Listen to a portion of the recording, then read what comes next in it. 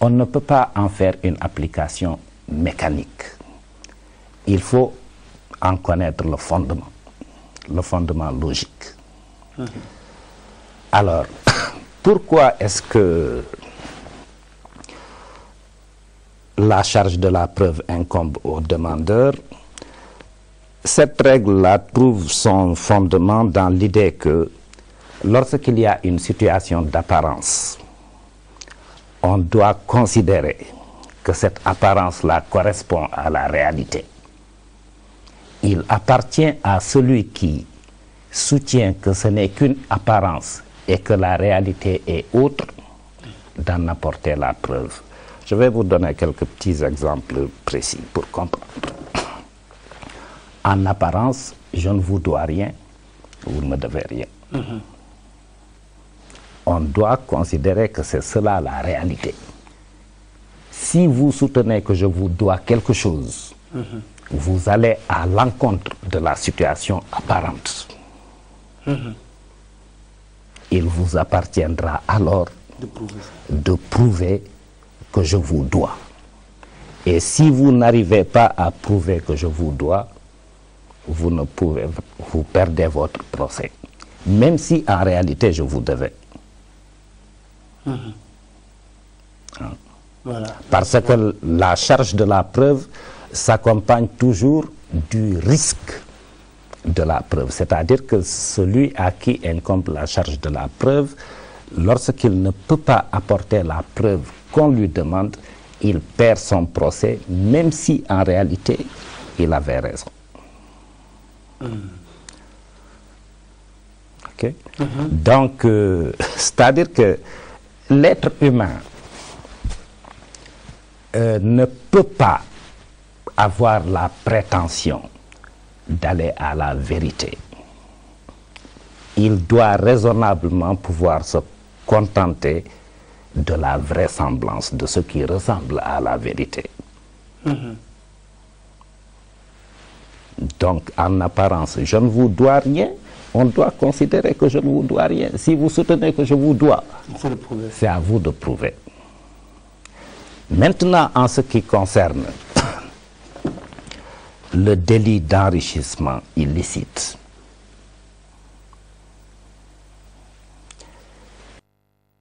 l'enquête préliminaire établit que telle personne ayant exercé telle fonction dispose d'un patrimoine ou mène un train de vie sans rapport avec les revenus légaux qu'on lui connaît, il y a une apparence qui se crée.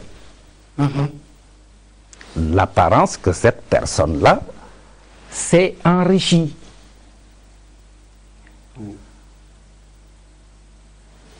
Alors, il lui appartiendra donc de prouver l'origine licite de son patrimoine ou de son train de vie.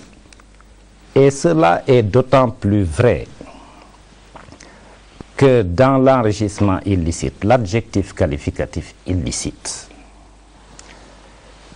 comporte un préfixe privatif, IL, comme le préfixe un. C'est un préfixe privatif qui introduit donc un fait négatif. Or, en logique, il n'est pas possible de faire la preuve directe d'un fait négatif. La preuve d'un fait négatif résulte toujours de la preuve d'un fait positif contraire. Je ne peux pas, en ce moment, prouver directement que je ne suis pas à Thiès. Ce n'est pas possible. Mais je peux prouver que je suis à Dakar, c'est un fait positif. C'est un fait positif, tout à fait. Et par voie de conséquence, on en déduit que puisque je suis à Dakar, je ne suis pas à Thiès. Alors, l'enrichissement illicite, c'est un fait négatif. Le préfixe « il » là crée un fait négatif. La preuve d'un fait négatif n'étant pas possible, on fait la preuve du fait positif contraire. Et c'est la personne qui s'est enrichie qui peut prouver l'origine licite de son enrichissement. Donc il n'y a aucun renversement de la charge de la preuve si on comprend bien le fondement logique qui gouverne l'attribution de la charge de la preuve. On comprendra aisément que cette loi est parfaitement conforme à la Constitution. Très bien. Oh, professeur, merci beaucoup. Professeur, c'est très clair. Merci. Aucun policier ne va plus venir ici nous raconter des sonnettes. Alors, est-il possible, en cas de... par exemple, quelqu'un qui accepte, à qui qu'on a arrêté, à qui on a vu qu'il s'est enrichi de manière illicite, ce que l'on appelle la médiation pénale. Expliquez-nous d'abord, une médiation pénale, c'est quoi? Bon, une médiation pénale, c'est une procédure qui est prévue dans le cadre des infractions contre les biens. Plutôt que de priver la personne de sa liberté, on lui offre la possibilité de rembourser ce qu'elle a indûment pris. Et c'est possible dans le cas? La médiation pénale, elle est possible dans n'importe quelle procédure. Hein. L'essentiel est qu'il s'agisse d'une procédure relative à une infraction contre les biens. Or, l'enrichissement illicite, c'est une infraction contre les biens. Donc, la médiation pénale doit être parfaitement possible. Alors, pour rester toujours dans cette histoire de traite de biens mal acquis, on parle de plainte à l'extérieur, en France.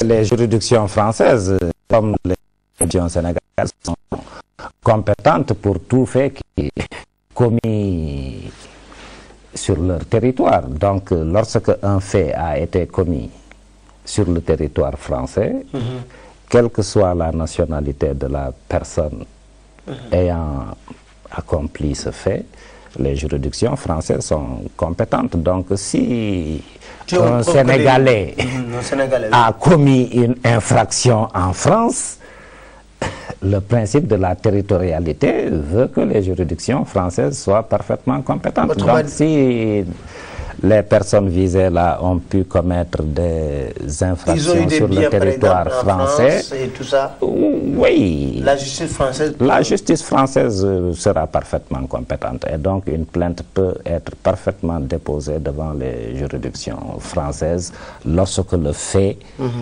a été commis sur le territoire de la République française. Alors, il y a des personnes qui disent que par rapport à ces ministres, ils arguent qu'ils ne peuvent pas être jugés que par la haute cour de justice. Est-ce que c'est vrai?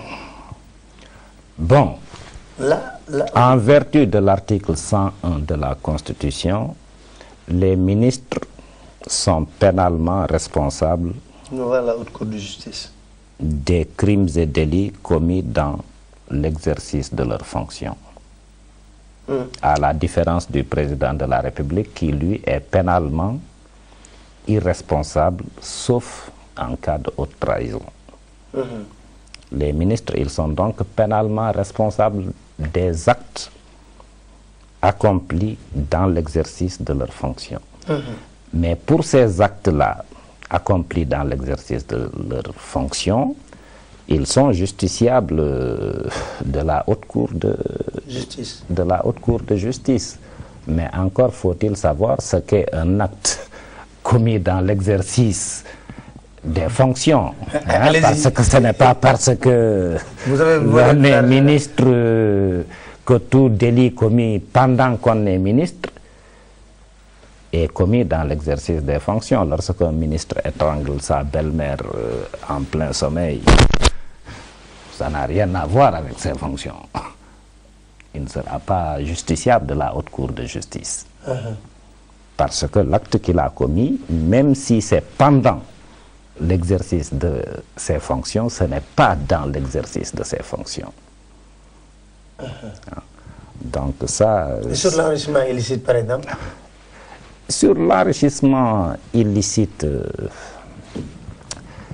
il faut en tout cas que l'acte n'ait été possible que parce qu'on est ministre.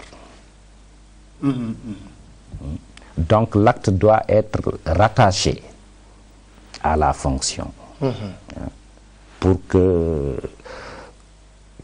qu'il relève de la compétence de la Haute Cour de justice. Mais lorsque l'acte, même accompli pendant l'exercice des fonctions, est étranger à cette fonction-là, évidemment, la Haute Cour de justice n'est pas compétente. Ce sont les juridictions ordinaires qui vont connaître de l'affaire. Alors, sur la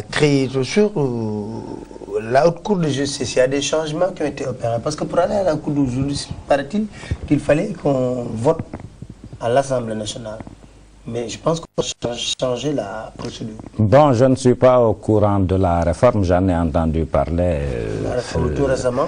Tout récemment, un projet qui était examiné en Conseil des ministres. Je ne suis pas au courant, mais la procédure actuellement en vigueur, c'est que pour traduire un ministre ou un président de la République devant la Haute Cour de justice, il faut le vote d'une résolution de mise en accusation par l'Assemblée nationale, vote qui doit être fait à la majorité des 3/5 des membres de l'Assemblée nationale, compte tenu des députés qui ont été élus pour siéger à la Haute Cour de justice, qui sont au nombre de 16, 8 titulaires, 8 suppléants. Et comment est formée la Haute Cour de justice? La Haute Cour de justice, elle est présidée par un magistrat professionnel et avec 8 juges qui sont issus de l'Assemblée nationale. 8 députés donc. 8 députés? Oui. Il y a 8 députés titulaires et 8 députés. Mais la Cour, elle est présidée par un magistrat professionnel. Et il y a, en plus de la Cour, ou avant même la Cour, il y a une commission d'instruction. Une commission d'instruction qui est composée exclusivement de magistrats. Donc ça veut dire que même avec ces enquêtes préliminaires, ça peut tirer en longueur. C'est pas évident. Ça peut parfaitement tirer en longueur. Alors je disais tout à l'heure que l'enquête préliminaire a pour objet d'établir que telle personne ayant exercé telle fonction dispose d'un patrimoine ou mène un train de vie sans rapport avec ses revenus. Avec ses revenus légaux. Alors,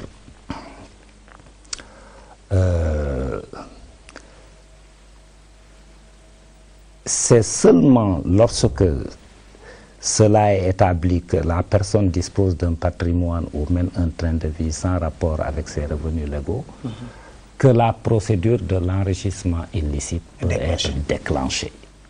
Et les éléments constitutifs de cette infraction-là sont de 2 ordres. Le premier élément constitutif, c'est une sommation faite par le procureur de la République à la personne concernée d'avoir à justifier de l'origine licite de son patrimoine ou de son train de vie.